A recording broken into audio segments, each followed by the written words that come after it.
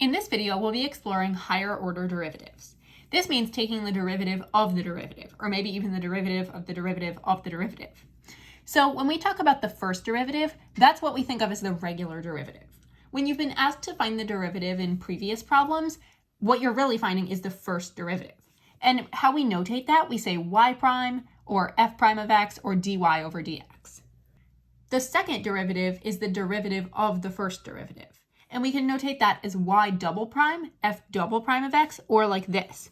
And for the third derivative, that's the derivative of the second derivative, or the derivative of the first derivative. And we can notate that as y triple prime, f triple prime of x, or like this.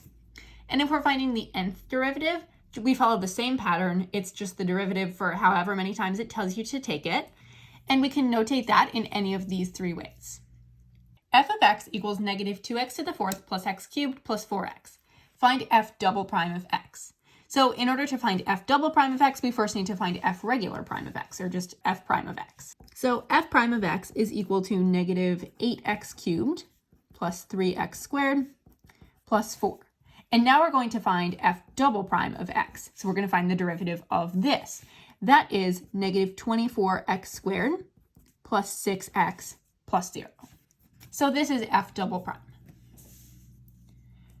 Evaluate the third derivative when y equals cosine x plus sine x.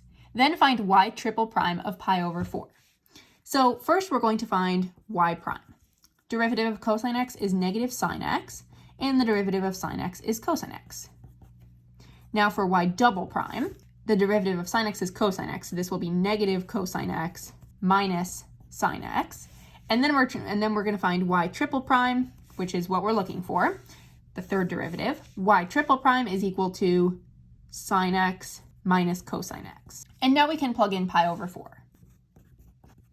The sine of pi over 4 is rad 2 over 2, and the cosine of pi over 4 is rad 2 over 2. So we have rad 2 over 2 minus rad 2 over 2, which is 0. So y triple prime of pi over 4 is just 0.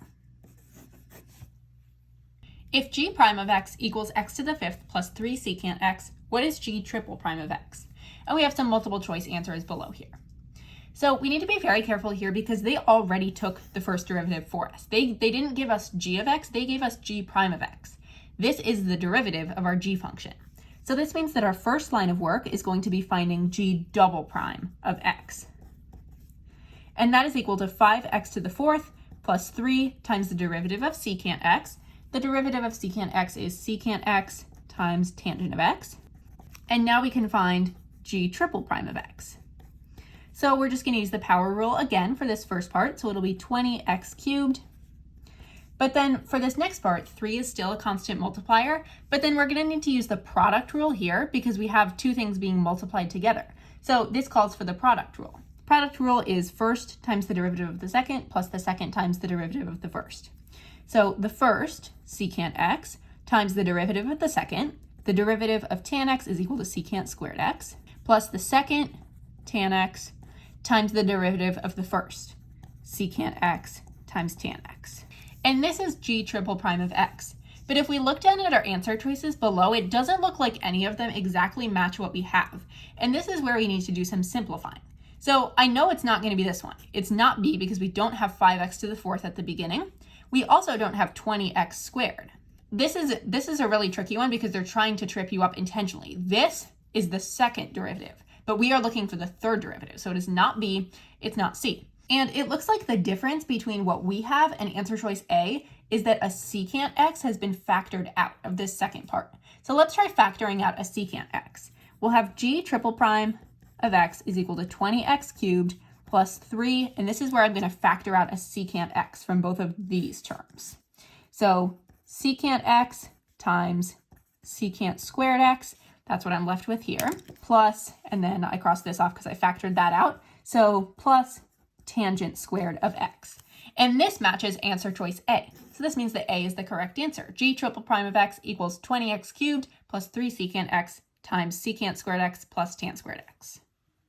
Let h of x equal the square root of x plus 3e to the power of 2x minus 4. Determine the second derivative of h with respect to x. First, I'm going to rewrite h of x putting this as x to the power of 1/2 so that I can use the power rule. So this is going to be x to the power of 1/2 plus 3e to the power of 2x minus 4. Now I can take the first derivative. And when I take the derivative of the second part, I'm going to be very careful because this is one where we need to use the chain rule. We have this function 2x minus 4 stuck inside of the function 3e to the x. So 3e to the x stays the same. It's going to be 3e to the power of 2x minus 4 times the derivative of 2x minus 4, which is 2. But we're not done yet because we still have to find h double prime of x. And I'm going to rewrite this chunk of the problem as 6e to the power of 2x minus 4. So then if I'm taking the derivative of this, it's going to be 6e to the power of 2x minus 4 times the derivative of 2x minus 4, which is 2. And this is h double prime of x. And if I want to, I can go through and simplify it a little bit.